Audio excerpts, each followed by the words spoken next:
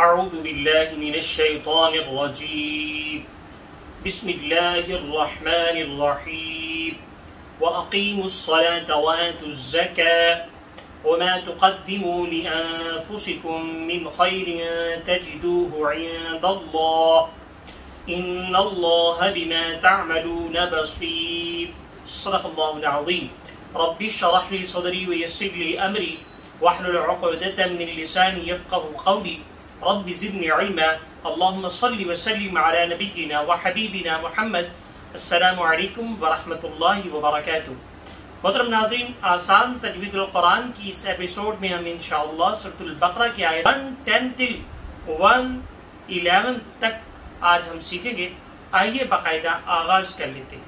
وَأَقِيمُوا الصَّلَاةَ وَأَقِي، یاد رہے کہ وَأَقِي کی قاف کو ہم موٹا کر کے پڑھیں گے اور ساتھ میں کھینچ کے پڑھیں گے. مُصَّلَاةَ، صلاة کی صاد کو موٹا پڑھیں گے اور تا کو باریک پڑھیں گے. وَآتُوا الزَّكَاةَ، ملا کے آیت کے اگلے حصے سے پڑھیں گے تو تا پڑھا جائے گا. وَآتُوا الزَّكَاةَ پڑھا جائے گا. اور اگر ہم یہاں وقت کریں گے، سٹاپ کریں گے، تو وَآتُوا الزَّكَاةَ کی جو تا ہے اس کو ہا میں تبدیل کر کے پھر ہا کو ساکن کر دیں گے. کس طرح سے؟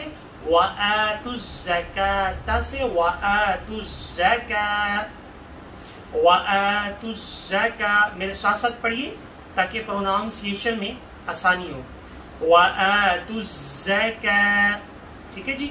اس کے بعد مزید اگلی آیت ہے وَمَا تُقَدِّمُوا لِأَنفُسِكُم، میرے ساتھ ساتھ پڑھتے رہیے گا. من خیرن، تقدمو میں قاف کو ہم موٹا پڑھیں گے اور دال پر تشدید کی وجہ سے تھوڑا سا رک کر سختی سے پڑھیں گے. لِأَنفُسِكُم، نون ساکن کی وجہ سے یہاں اخفا کریں گے اور ساتھ میں نون ساکن کے بعد جو ہے فا ہے اور اس وجہ سے یہاں نون پر اخفا کیا جا رہا ہے. من خیر تجدو، خیر من پر اظہار کریں گے. نون ساکن کے بعد خا ہے جو کہ حروف حلقی میں سے ہے. خا کو موٹا پڑھیں گے، حروف اخفا میں سے، حروف مستعلیہ میں سے ہے. خیر یہاں جو ہے اخفا کر لیں گے. تجدوہ عند اللہ، عند اللہ، لفظ اللہ سے پہلے زبر، لفظ اللہ کو موٹا، عین پہ اخفا، تجدو کی تا کو باری. ان اللہ، میرے ساتھ ساتھ پڑھتے رہیے، بما تعملون بصیر.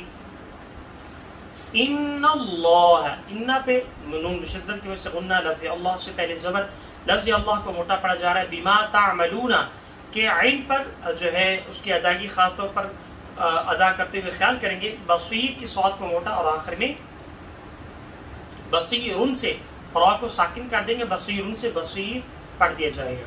تو آخر میں مد عارض وقفی ہے. اب آئیے اس آیت مبارکہ کو سورۃ البقرہ کی آیت 110 کو سمجھ لیتے ہیں. فرمایا وَأَقِيمُوا الصَّلَاةَ وَآتُوا الزَّكَاةَ، نماز ادا کرتے رہو، نماز قائم کرتے رہو. وَآتُوا الزَّكَاةَ، اور زکوٰۃ کی ادائیگی کرتے رہو. وَمَا تُقَدِّمُوا لِأَنفُسِكُم مِّنْ خَيْرٍ تَجِدُوهُ عِندَ اللَّهِ، اور جو تم اپنے لیے خیر آگے بھیجو گے تو اللہ کے پاس اس کو پاؤ گے. مراد اس سے یہ کہ انفاق ہے، اللہ کے راستے میں مال خرچ کرنا ہے. یہاں یہ نوٹ کریں 3 چیزوں کا ذکر ہے اس آیت مبارکہ کے ابتدائی 2 ٹکڑوں میں. نمبر 1 نماز ادا کرنا، نماز قائم کرنا. نمبر 2 زکوٰۃ ادا کرنا. اور نمبر 3 اللہ کے راستے میں مال خرچ کرنا. یہ 3 بہت اہم چیزیں ہیں. تربیت کے حوالے سے نماز اور زکوٰۃ یہ بہت اہم ہے.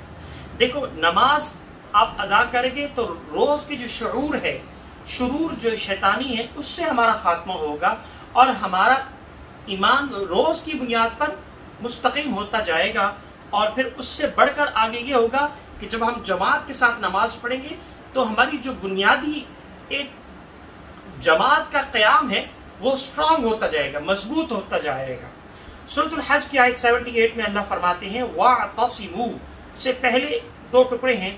وَأَقِيمُوا الصَّلَاةَ وَآتُوا الزَّكَاةَ وَاعْتَصِمُوا، نماز قائم کرو، زکوٰۃ ادا کرو اور اللہ کو مضبوطی سے پکڑ لو.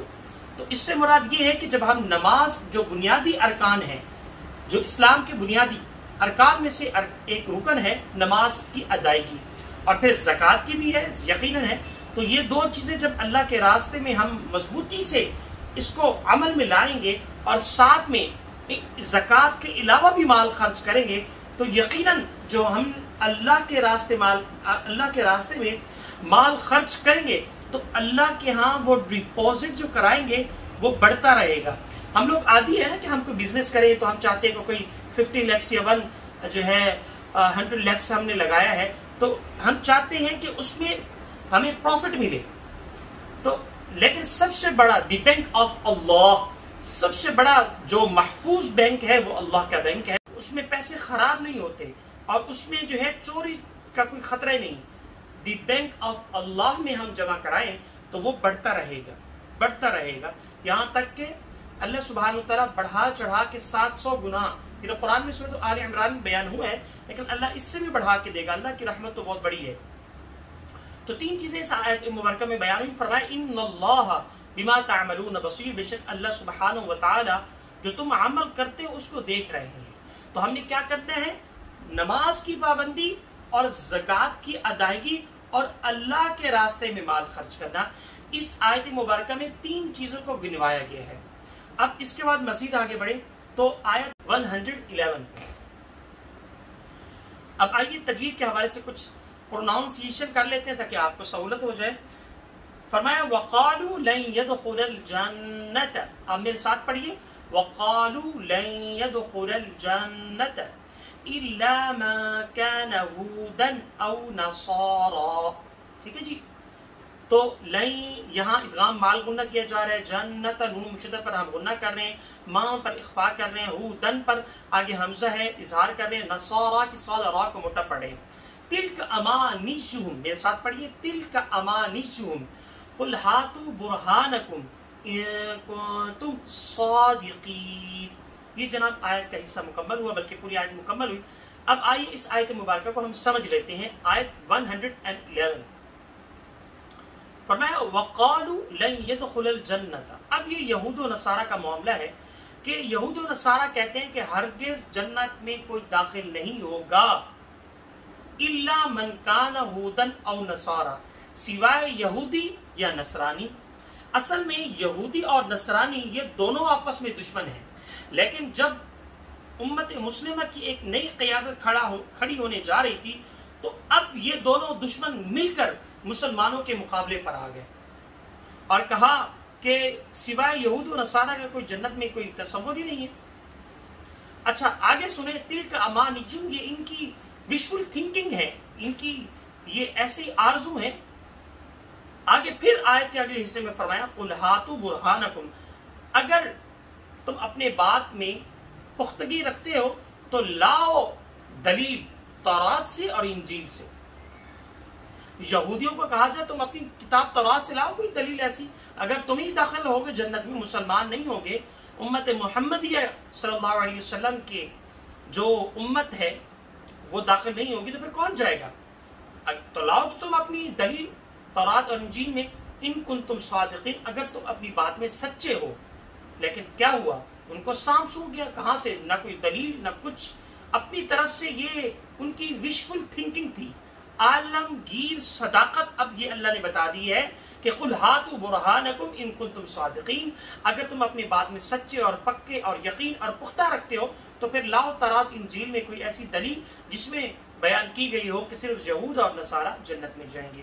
اللہ سبحانہ وتعالیٰ سے دعا ہے کہ اللہ سبحانہ وتعالیٰ ہمیں یہود و نصارہ کی پیروی کرنے سے اللہ ہماری حفاظت فرمائے، بلکہ جناب محمد عربی صلی اللہ علیہ وسلم، صحابہ کرام رضوان اللہ تعالی علیہم اجمعین کو فالو کرنے کی مکمل اعتبار سے ہمیں توفیق نصیب عطا فرمائے.